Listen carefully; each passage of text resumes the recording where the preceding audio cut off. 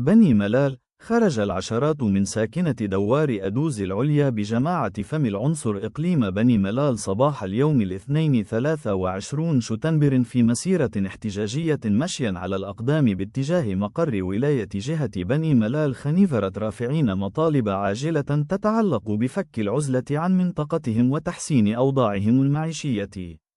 المسيرة التي انطلقت في أجواء سلمية غيرت وجهتها بعد أن اعترضتها القوات العمومية على الطريق المؤدية إلى مقر الولاية عبر منتجع عين أسردون السياحي، حيث واصل المحتجون رفع شعارات تطالب السلطات بالتدخل الفوري والاستجابة لملفهم المطلبي، مؤكدين أن سنوات من المعاناة والتهميش دفعتهم إلى الخروج للشارع. شدد عدد من المحتجين على أن حركتهم الاحتجاجية لا تقف وراءها أي حسابات سياسية أو انتخابية، بل جاءت كرد فعل طبيعي على أوضاع اجتماعية صعبة يعيشها الدوار منذ سنوات.